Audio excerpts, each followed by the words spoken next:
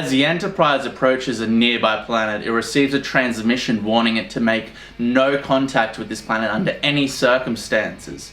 Unfortunately, the Enterprise is traveling with this diplomat who overrides Kirk's authority and orders him to make contact nevertheless. This sets up a great antagonist for our protagonists to butt heads with, a mystery and a lot of intrigue and interest in this cold open. I have my orders, Captain. Now you have yours. You will proceed on course. Achieve orbit status and just leave the rest to me. You're well aware that my mission gives me the power of command. I now exercise it. You will proceed on course. That's a direct order. Reluctantly, but with no other real choice, Kirk, Spock, and the away team beam down to this planet. They're then greeted by this woman who tells them that this planet is at war with another neighboring planet and that all their lives are now in danger. Why did your people tell us to stay away? It was for your own safety, Captain. I see no danger here. The danger exists. Nevertheless, you are here. It would be morally incorrect to do less than extend our hospitality.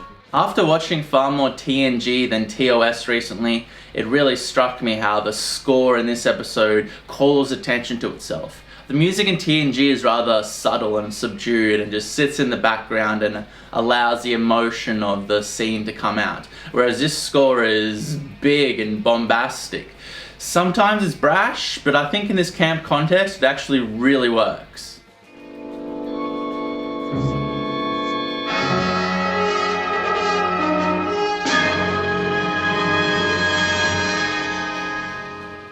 Armenio 7 has been at war with a nearby planet for over 500 years, and considering that this war has been fueled by atomic weapons, you'd expect there to be a lot of death and destruction, but to the puzzlement of the away team, there is none of this. It seems like a perfectly utopic society. This starts to swell the suspense as something that is clearly not right on this planet. A hit, right here in the city. Do you hear any explosions, Mrs. None, Captain. Yeoman Tamara. Sir? Tricorder readings. Radiation disturbances of any kind. Working, sir. No evidence.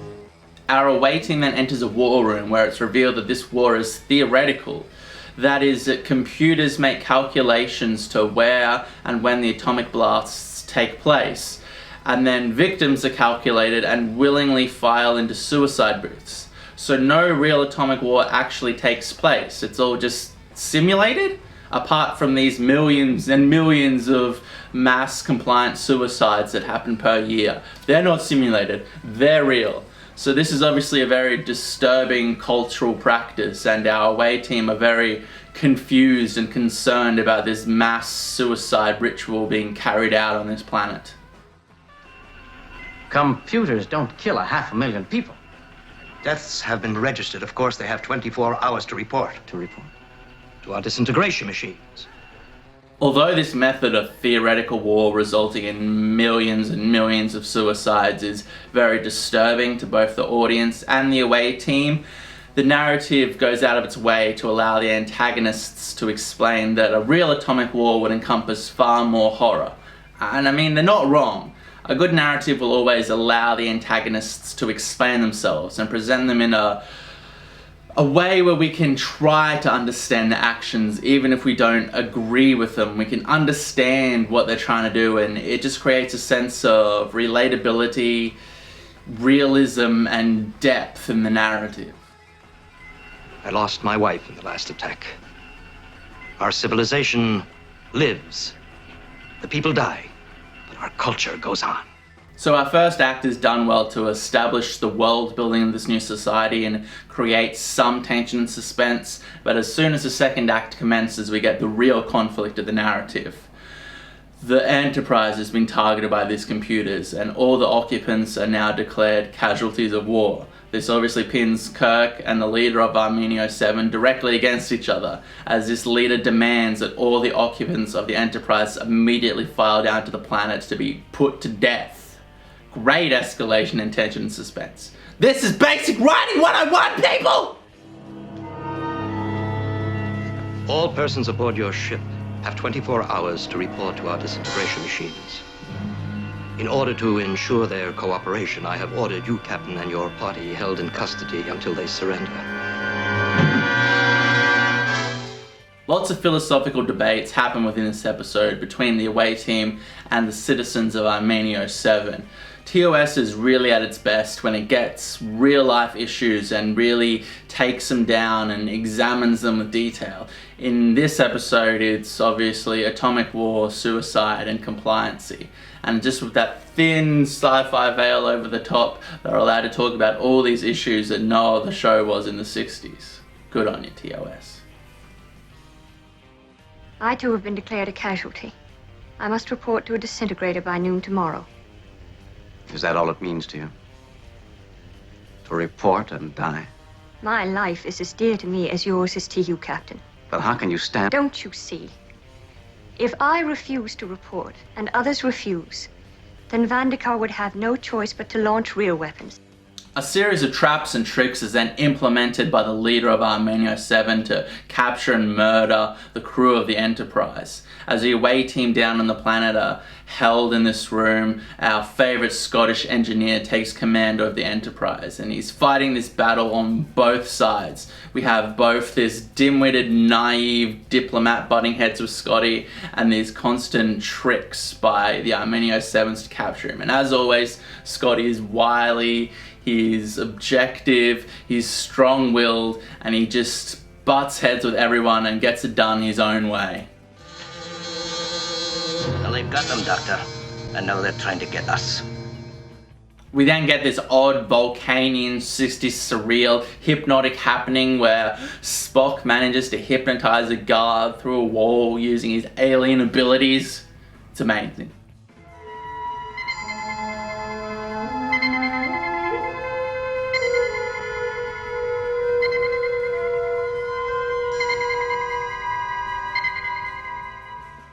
After Spock busts them out, the away team breaks away from its imprisonment and soon come to terms with the reality of one of these disintegration booths. They watch it happen in real time to a person. They go in and they don't come out.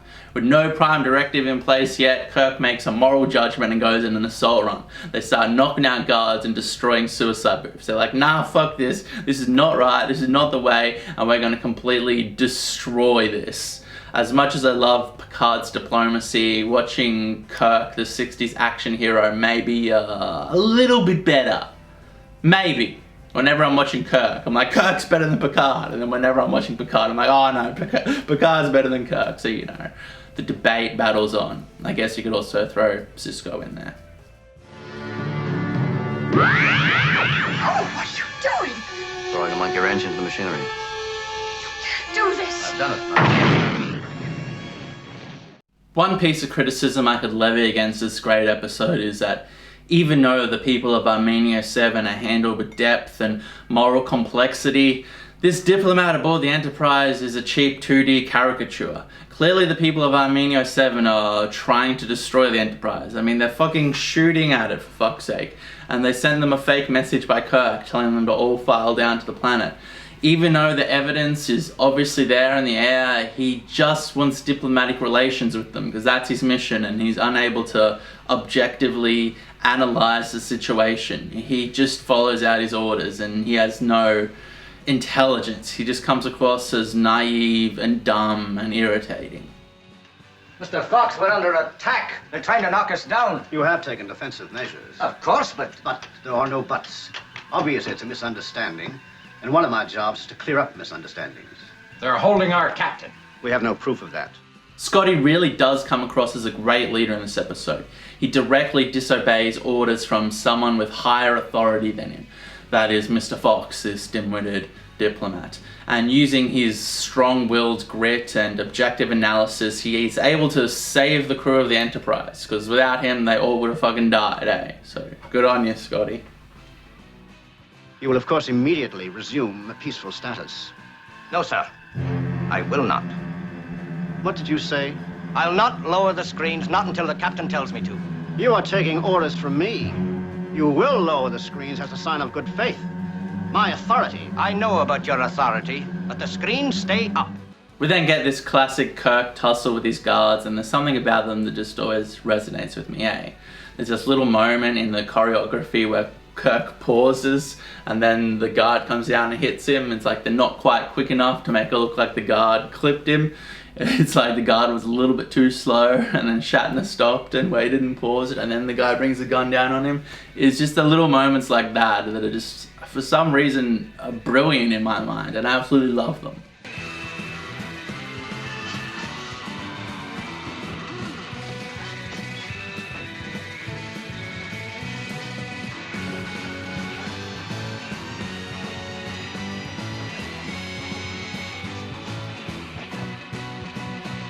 Mr. Fox, the dim-witted diplomat, then beams down to Armenio 7, still with full faith in these people. And it is satisfying to see the harsh reality of the actual situation wash over him. When he's captured and dragged to one of the suicide booths, he does finally realize that maybe these people wish the Enterprise harm. Unfortunately, he doesn't die and Spock saves him. But it would have been really satisfying as an audience member to see this guy get broken down on the molecular level. I am truly sorry for what must happen. I beg your pardon. You and your party have been declared war casualties. You will be taken immediately to one of our casualty stations so that your deaths may be recorded. The ambassador for Armenio 7 makes a reasonable case to Kirk. His basic logic is that there's an agreement between Armenio 7 and the neighboring planet, and if Armenio 7 doesn't comply and adhere to all these suicides that have been calculated, then a real atomic war will be launched. But Kirk is completely unabiding in his beliefs. He's taking none of it. He doesn't care. And in this great moment where he's captured, he jumps on the comm and asks for General Order 24 to be carried out. So basically, Scotty has his finger on the button up on the Enterprise, and if Kirk doesn't communicate with him in 2 hours, the Enterprise is going to destroy all civilizations on Armenio 7. It's really crazy how different this crew of the Enterprise is from the Enterprise D. There's no prime directive here. They make a moral judgment. They don't have a discussion with the leader. And then after the Enterprise is threatened, Kirk is basically like, fuck this, I will completely destroy the beliefs your society holds because I don't agree with them. And sure, they are barbaric, but yeah, the threat of atomic war is in the air and Kirk's having none of it. He says a great line here, I didn't start it, but I'm liable to finish it. It's a great Kirk moment. And this commences the third act and just spikes the suspense to the max level in this narrative. You wouldn't do this. Hundreds of millions of people. I didn't start it, Council. But I'm liable to finish it.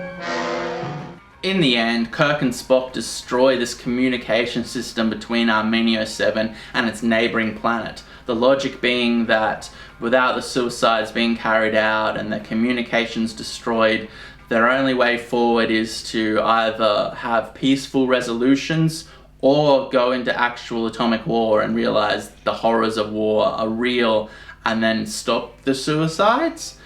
I mean, he gives a little speech about humanity here, and he saved the crew of the Enterprise. He may have started an atomic war that leads to millions and millions of civilian deaths, but yeah, hey, go Kirk. Yeah. You realize what you have done? Yes, I do. I've given you back the horrors of war. The Vendicans will now assume that you've broken your agreement and that you're preparing to wage real war with real weapons. They'll want to do the same. Only the next attack they launch will do a lot more than just count up numbers on a computer.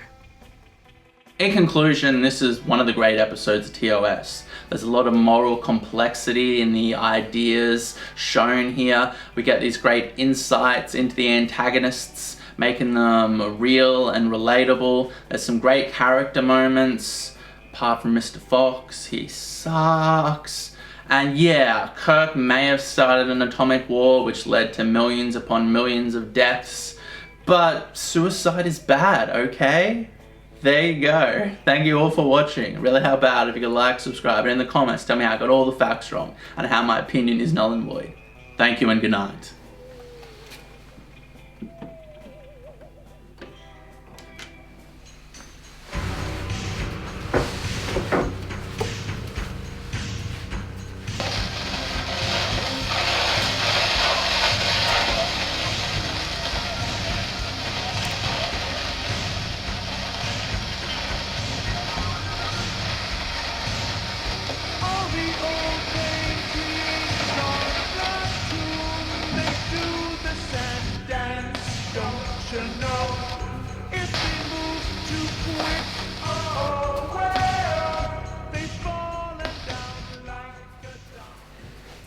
We then get an odd Vulcanian 60s surreal hypnotic happening. We then get this odd Vulcanian 60s surreal hypnotic happening where Spock hypnotizes the guard through a wall using alien abilities. It's bad, nice. Odd Vulcanian 60s surreal hypnotic happening. We then get this odd 60s Vulcanian surreal. Odd Vulcanian 60s surreal hypnotic happening. Odd Vulcanian 60s surreal hypnotic happening. Odd Vulcan 60s surreal hypnotic happening. Odd Vulcan 60s surreal hypnotic happening. Odd Vulcan 60s surreal hypnotic happening. Odd Vulcanian 60s surreal hypnotic happening. We then get this odd Vulcanian hypnotic surreal happening. Odd Vulcanian 60s surreal hypnotic happening. We then get this odd Vulcanian 60s surreal hypnotic happening. Odd Vulcanian 60s surreal hypnotic happening. We then get this odd 60s surreal hypnotic happening where odd Vulcanian 60s surreal hypnotic happening. Odd Vulcanian 60s surreal hypnotic happening.